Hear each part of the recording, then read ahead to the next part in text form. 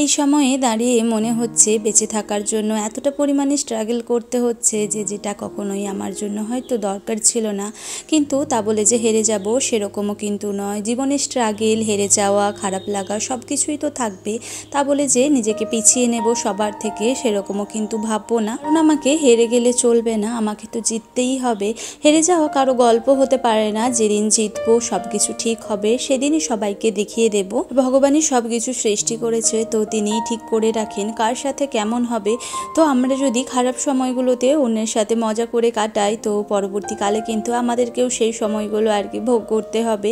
এটা সব সময় মাথায় রাখা উচিত যে হিসাব কিন্তু সব সময় সবার জন্য একদম বরাবর তোলা থাকে। তো এখন হচ্ছে আমার ভালো সময় বলে ভালো করে কাটাচ্ছি, অন্যকে দুঃখ দিচ্ছি, কষ্ট দিচ্ছি, কিন্তু তা বলে পরবর্তী সময় যে আমার খারাপ সময় আসবে না সেটাই আমরা শুধু ভুলে যাই। তো যাই হোক, আবারও একটি নতুন দিনের নতুন সকালে তোমাদের কাছে চলে এসেছি। আগের দিনে সমস্ত বাসনগুলো জায়গাতে তুলে রেখে দিচ্ছি, কারণ এরপরে রান্না বসাবো, সেই জন্যই আর কি গুছিয়ে নিচ্ছি। স্নান টান কমপ্লিট করে সকালের বাসি কাজ এবং হচ্ছে টিফিন সব কিছুই হয়ে গিয়েছে। এরপরে রান্নার জন্য সব কিছু রেডি করব। তো তার আগে সব কিছু ভাবলাম গুছিয়ে নেই। এদিকে রান্নার জন্য মোটামুটি সব কিছু কেটে নিয়েছি। আজকে বেশি কিছু রান্না করব না। এদিকে একটু পটল ভাজা হবে, আর সাথে আছে কুঁদরি ভাজা, আর সাথে একটু আগের দিনের মাংস আছে, তো সেটাই আর কি রান্না করব। এর পরিমাণ অনেকটাই কম, সেই জন্য সব কিছু আর কি একসাথে ব্লেন্ড করে নিচ্ছি। আর হচ্ছে একদম আলাদা আলাদাভাবে আর ব্লেন্ড করছি না, কারণ এইভাবে করলে তাড়াতাড়িও হয়ে যায়, সময়টাও অনেকটা বেঁচে যায়। মাঝে মাঝে আমাদের কম সময়ের জন্য কিন্তু সহজ পদ্ধতিতেও রান্নাবান্নাগুলো করে নেওয়া উচিত। ছেড়ে চলে যাওয়ার পরে আমার যে কোনো কিছু সাজগোজ বা খাওয়ার প্রতি খুব একটা এনার্জি থাকে সেরকম কিন্তু নয়, কিন্তু হাজব্যান্ডের জন্যই বিশেষ করে করতে হয়। ও সব সময় একটা কথাই বোঝায় যে হচ্ছে পাপাকে ফিরিয়ে আনতে হলে তো আমাদেরকে সুস্থ থাকতে হবে, সেই জন্য খাওয়া দাওয়া থেকে ভালো থাকা, সুস্থ থাকা সব কিছুটাই দরকার। সেই জন্য ও বারেই আমাকে একটা কথাই বোঝাতে থাকে যে নিজে যদি না সুস্থ হওয়া যায় তাহলে পাপাকে কি করেই বা আমরা ফিরিয়ে আনবো। এই কথাটা ভেবেই কিন্তু আমি মনের জোরটা পাই আরও, যে না, আমাকে তো আমার পাপাকে ফিরিয়ে আনতেই হবে। এই কথা ভেবেই সব সময় আমি সব কাজের দিকে এগিয়ে যাচ্ছি। বুকের মধ্যে কষ্টটা এতটাই জ্বালা পোড়া করে ওঠে যেন আর কিছু করতেই ভালো লাগে না।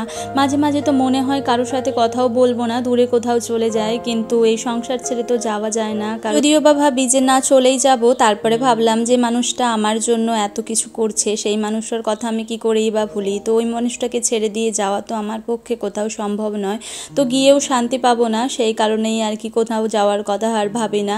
তো যেভাবেই থাকি না কেন ভাবি দুজনেই সারা জীবন একভাবে কাটিয়ে দেবো। ভগবান যদি দিন দেয় আবারও 2 থেকে 3 জনের, তো তবে আবার আমরা হাসি খুশিভাবে থাকবো। আমার পাপা যদি থাকতো তাহলে এতটা হলপ করে বলতে পারি যে আমাদের দুজনের থেকে পৃথিবীতে মনে হয় সুখী কেউ হতো না।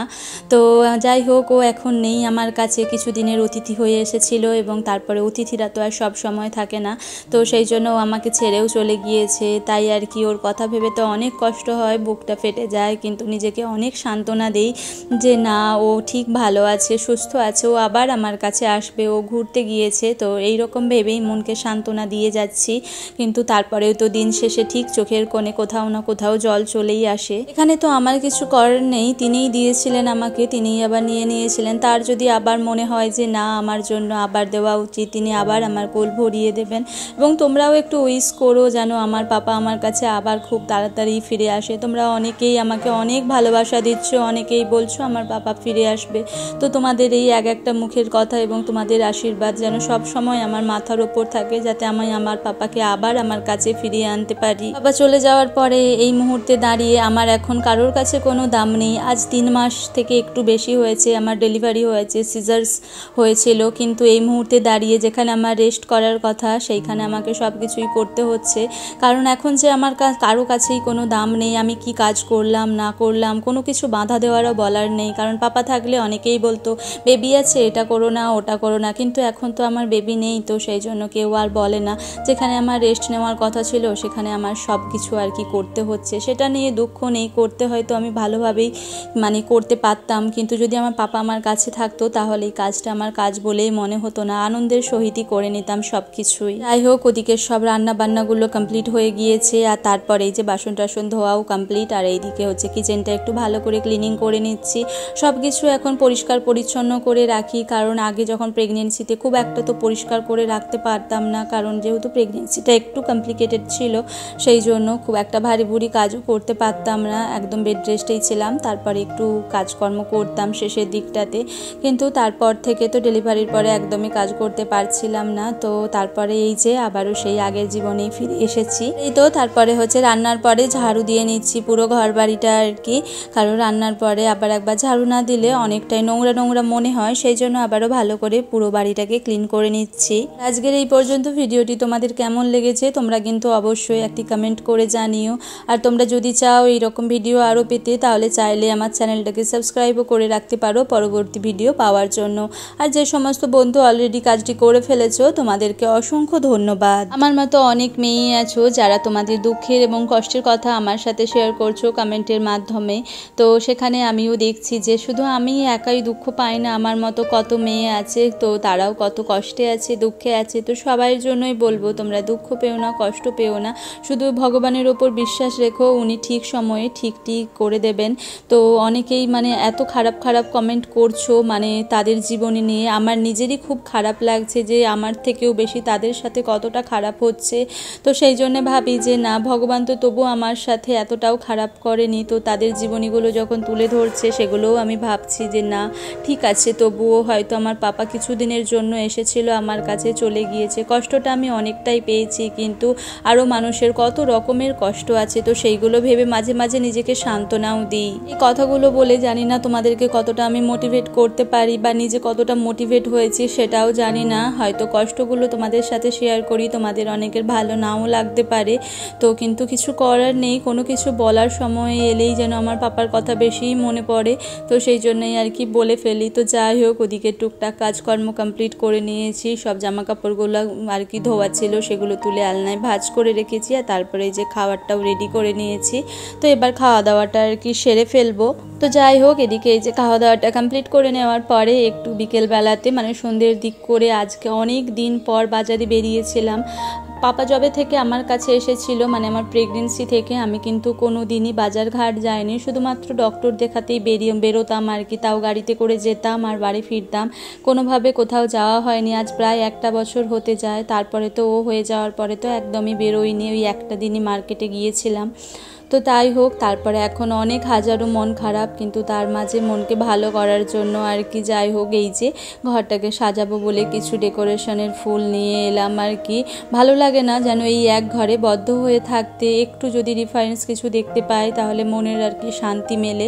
তো একই রকমভাবে থাকতে মোটামুটি আর পারছি না, যেন হাঁপিয়ে উঠছি। তাই আর কি চেষ্টা করছি চোখের সামনে যদি নতুন কিছু থাকে তাহলে দেখতে ভালো লাগে আর মনেরও একটু শান্তি মিলে, সেই কারণেই আর কি একটু এই যে আজকে বেরিয়েছিলাম, মেলা বসেছে সামনে, সেখান থেকে কিছু আর্টিফিশিয়াল ফুল এবং টুকটাক কিছু বাড়ির জিনিসপত্র আর কি কিনে এনেছি।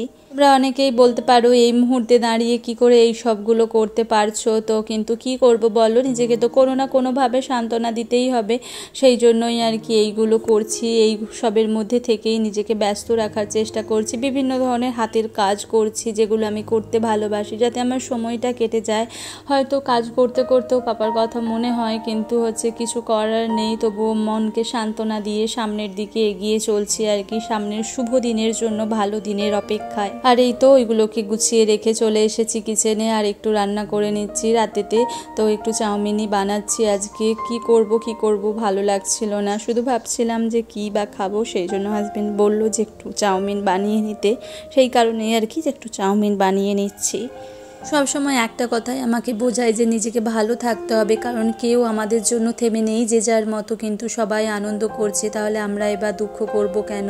তাহলে তো নিন্দুকেরা আরও হাসবে, তারা ভাববে যে না আমরা জিতে গিয়েছি, তো সেই জন্য তাদেরকে জিততে তো দেওয়া যাবে না। সেই কারণেই আর কি আমরা নিজেরা ভালো থাকবো, যাতে দেখে ভাবে যে না এত কষ্ট হওয়ার পরেও কি করে ওরা হাসি খুশিতে আছে, সেটা ভেবে আরও ওদের কষ্ট হয়। তো সত্যি কথা বলতে এত ভালো একটা জীবন সঙ্গী পেয়েছি, যার জন্য কিন্তু আমি ভগবানের কাছে অনেকটাই কৃতজ্ঞ যে উনি আমাকে এমন একজনের সাথে বেঁধেছেন যে আমার সারা জীবনে পাশে থাকার মতো একজন মানুষ। যাই হোক, এই যে এদিকে চাউমিনটাও রেডি করে নিয়েছি, এরপর খাওয়া দাওয়াটাও কমপ্লিট করে নেব। তো বন্ধুরা চলো আজকের মতো ভিডিওটি এখানেই শেষ করছি, আবারও দেখা হবে তোমাদের সাথে নিউ একটি সুন্দর কোনো ভ্লগ নিয়ে। ততক্ষণ তোমরা ভালো থেকো, সুস্থ থেকো, সাবধানে থেকো। এখনকার মতো টাটা।